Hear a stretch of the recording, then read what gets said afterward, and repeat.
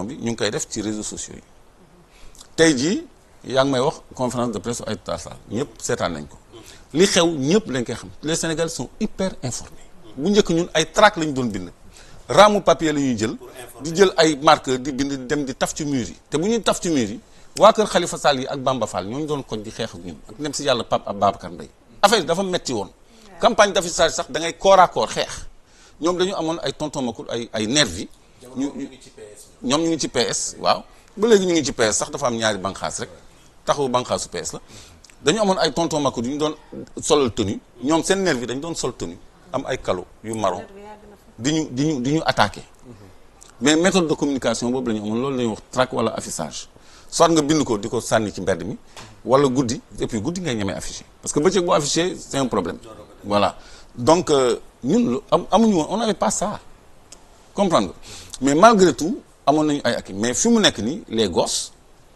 ils n'ont pas nos méthodes de lutte booy yi mënuñu duñu defar explosif quand même parce que quoi qu'on dise léegi am nañu isoloir on vote à 18 ans il y a l'encre indélébile processus bi gën na garanti que en 88 nga xam ni maire PS dañuy xëy suba ba ngoon di voter fi mu nekk ni élection bu ko booy taxawoo dëgg bu ñu réduire fichier bi de 7 millions à 3 millions sax bu ñu wàññee li nekk ci urne yi askan bi fi mu féete foofu loolu la dëgg di feeñal donc ñoom am nañu ay méthodes de lutte yoo xam ne c'est des méthodes d'émeute mooy li xew rek Sénégal yëpp ville yëpp dëkk yëpp koñ yëpp jogandoo dëkk bi nekk sans dessus dessous nguur gi dellu si dellu gannaaw loolu moo xew vendredi il y a pas eu d'explosion ni rien à part les gosses qu'on tue par balle et qui est déplorable mais amul li daan am ñun ci suñu jamono parce que boobu opposition bi amul woon doole boobu moo tax ñu doon leen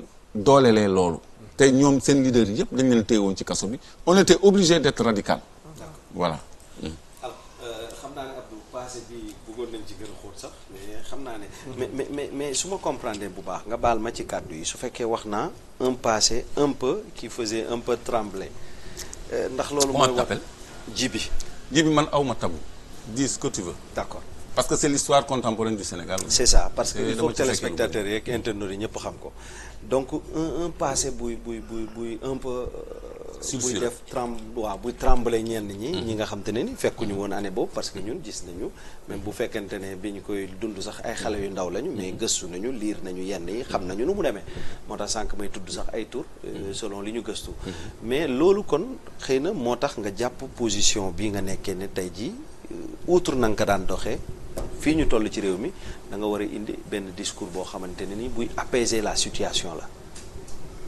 non j'ai pas compris.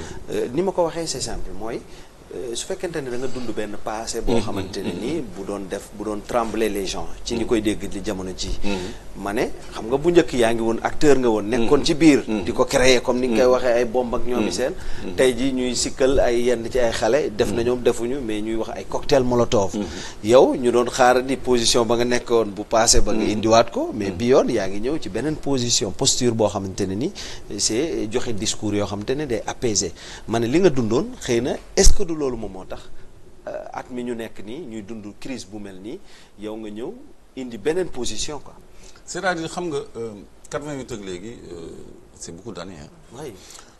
Avant je me battais par les armes maintenant je me bats par les idées da ngay gis ma ñëw fii way Prodac bu ñuy coow jaay nañu suñu 10% or 10 millions de dollars dugal ko domaine agricole Itato mu seey kenn du ko weddi. On va venir sur les ressources. kenn du ko weddi surtout ça.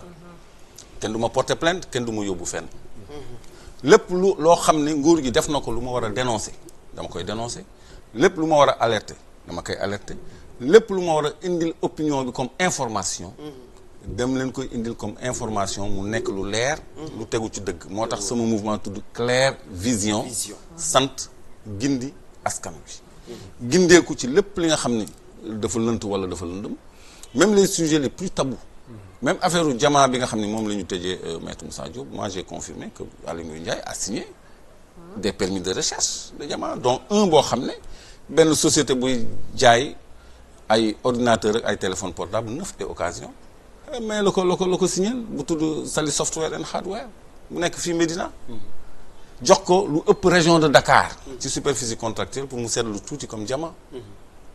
région de Dakar yëpp xam nga région de Dakar ëmb na ba Diamniadio ba Yène ba Toubab Dialaw yooyu est-ce que xam nga ci région de Dakar la bokk. loolu yëpp 550 kilomètres carrés. Aly Ngouille Ndiaye mu ngi joxe 614 kilomètres carrés permis de recherche de diamant. waaw ñu ciy tëj donc loolu man dama ciy mën a wax te kenn du sëqat kenn du yëngu Macky Sall wax naa fii conditionné nañu paiement total 10 millions de dollars ci signature du décret d'approbation. président de la République mën leen acte boobu c'est un acte corruptogène c'est de la corruption. kan moom moo c'est parce que c'est la vérité donc man actuellement je me bats avec les idées et dans une posture d'éclairage de l'opinion maanaam di leeral askan bi comme ci débat bi ñu nekk ni ci affaire élection yi nga xam ne su fekkee ni Macky Sall jëlul décret fi ba suba est-ce que xam nga dootuñu mën a am président le 2 avril le 2 décret ba suba. parce que 30 jours francs yi nga xam ne mooy minimum bi ñu war a am avant la fin du mandat tey lay jeex suba bu jëlul décret rek le 2 mënuñu am président bu bees. loolu tax ñuy wax pourtant loolu. suba war na mën a wax. non moom tey la war a wax suba c'est trop tard. jeudi sax lañu wax ne ça. évoquer ces pouvoirs exceptionnels mën na réduire temps campagne électorale bi nekk dans les délais aussi. non xam nga président mënul réduire temps campagne électorale foog mu dem assemblée après foog ñu dem cour suprême. yooyu évoquer ces pouvoirs exceptionnels. non on n'est pas en situation d'exception monsieur. tout marche. blocage article 52 mënuñu ko évoquer. te kooku sax foog nga jaar assemblée. mënul am loi d'habilitation fi mu nekk nii on est dans un contexte très normal. très normal. donc moom. alors ban procédure la ñu war a teg pour fixer la nouvelle date de la présidentielle. amul procédure Macky moo war a jël décret. comme ni mu jëlee woon décret ak élection yi noonu la waroon jël décret fixer datu élection yi parce que conseil constitutionnel daf ko ne am nga 30 jours francs au moins avant la fin de ton mandat et 45 jours francs au plus avant la fin de ton mandat pour convoquer ay élections ñëpp xam nañu le 3 mars ak le 10 mars c'est de bonnes dates. le dernier dimanche du mois de mars c'est le 24. le 24 boo ci organiser deuxième tour s'il y a deuxième tour deuxième tour yomb na délibéré. les gens auront le 25 le 26 le 27 le 28 le 29 le 30 le 31. 7 jours pour donner les résultats. c'est suffisant comme ça le 1er avril le président élu prête serment parce que en réalité le 1er avril le mandat Macky Sall yem. le 2 passation de service rek la parce que le nouveau président dès qu'il prête serment le 1er avril il est président de plein droit. léegi on procède à la passation de service le 2 avril c'est tout. kon le calendrier il est tenable mais moom il est dans le dilatoire. kan la soxla concerté wul pour jël un décret fixant la date de l'élection loolu ban concertation. démarche boobu nañu ko mën a expliquer justement. dilatoire la parce que moom daf ñu bëgg a yóbbu ci goutte daf ñu bëgg a yóbbu ci vide juridique constitutionnel et même institutionnel parce que bu ñu il veut veiller à la stabilité du pays. non Macky Sall s'il voulait veiller à la stabilité du pays moom nag mën na ma rusloo ba suba parce que man dama mës a affirmer ni élection day am man leader bu mag de l'opposition ñëw na ni ma est-ce que xalaat nga ni élection day am ma ni ko élection day am le vendredi waxtaan naa ak ay nit leen élection lay am le lendemain samedi mu jël décret boobu ak élection yi kon tey jii ni ma yaakaaree ni xëy na daf ñu bëgg a yóbbu ci guttu mën na am sursaut suba mu jël décret waaw maa ngi koy ñaan yàlla mais li ma gis man ci sama jàngat mooy daf ñu bëgg a dugal ci guttu ba le 2 du ñu am ku ko wutu léegi nag ñoom déjà seeni schéma ñoom teg nañ ko. waaw teg nañu seen schéma. nañ ko tracé. seen xam nga li yoon wax li constitution wax mooy bu ñu demee ba le 2 amuñu président de la République conseil constitutionnel day constater la vacance du pouvoir yaa ngi koy constater ci ñetti anam benn président dafa démissionné loolu tam c'est pas à exclure mën na démissionné ci diggante bi ñaareel bi dafa génn àddina parce que nit éternelul bakken saxul troisième bi mooy en cas de vacance du pouvoir pour autre raison léegi la raison mooy Macky Sall de sa propre responsabilité outrepassé na mandaam parce que moom moo bañ a convoquer le collège électoral moom moo suspendre convocation bi moo annulé convocation corps électoral bi te deful décret de rectification décret du jël sax nouveau décret rectifiant le décret numéro tel rek lay def changer date bi jeex na dindi 25 février bi def ko 3 wala 10 mars point loolu def naa lu yomb la ci koo xam ne ci benn bés nga dagg bopp du ndiir de la Sénat jël décret dindi ko jël beneen décret jëlee conseil constitutionnel magistrat ñëw teg Sénat jëlaat beneen décret jëlee feneen magistrat dugal conseil constitutionnel. foofu juste question de volonté la. volonté politique la kon moom dafa bëgg a yóbbu Sénégal ba xam nga problème mooy lan. mooy lan statistiques yi ñu yor sondage yi ñu yor dafa jox l'opposition vainqueur au premier tour avec 52,34%. au premier tour. waaw xam na ni opposition bi jël na nguur bi ba pare loolu la ñuy jéem a tere léegi nag ñoom seen schéma mooy ñu dem ba le 2 ñu nekk ci benn vide léegi comme ñoom ni ñu defoo woon ci seen escroquerie parlementaire boobu modifier article 31 ni le président en exercice reste en fonction jusqu'à l'installation de son successeur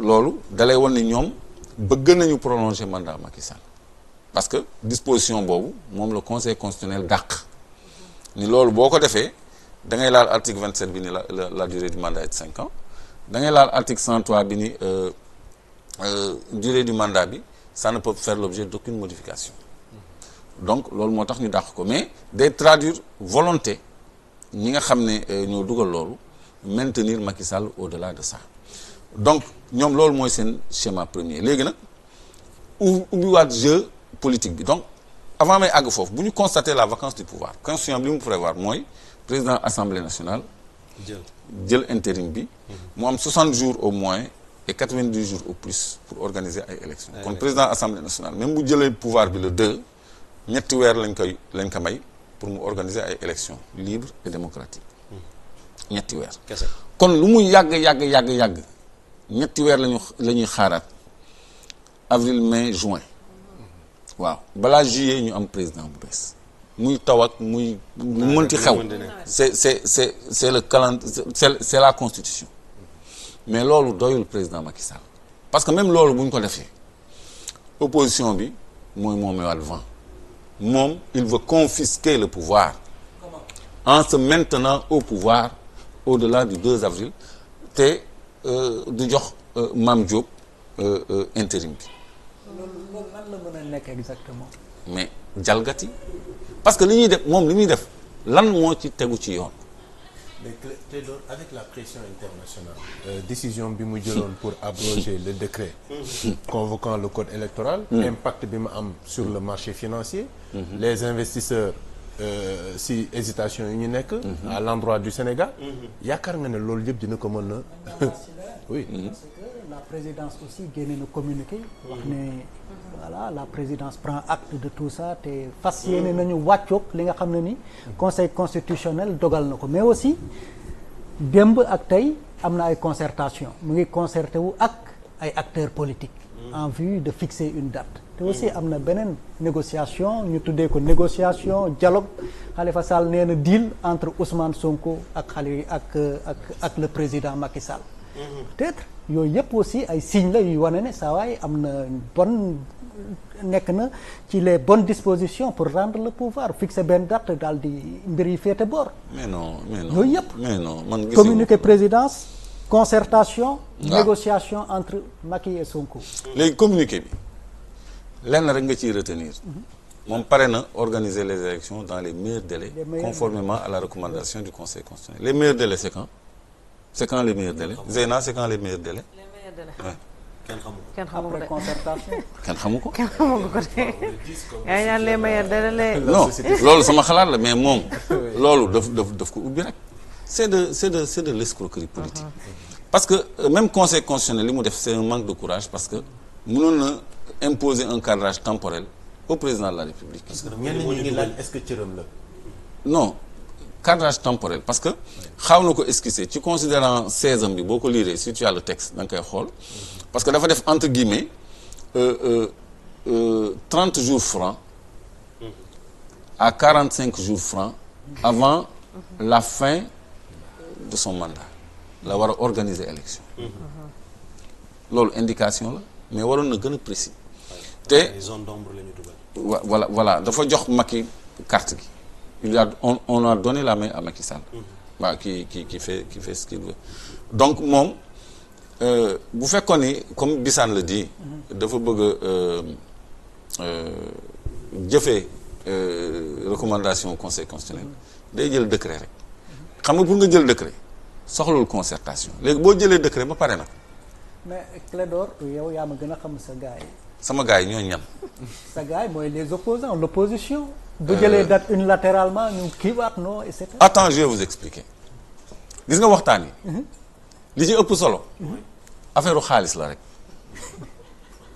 xam nga tey jii Macky Sall bu fixer la date des élections entre le 3 et le 10 mars. mais ñun ñëpp dañuy tàccu parce qu'on est dans les délais. le 2 dinañ am président bu bees.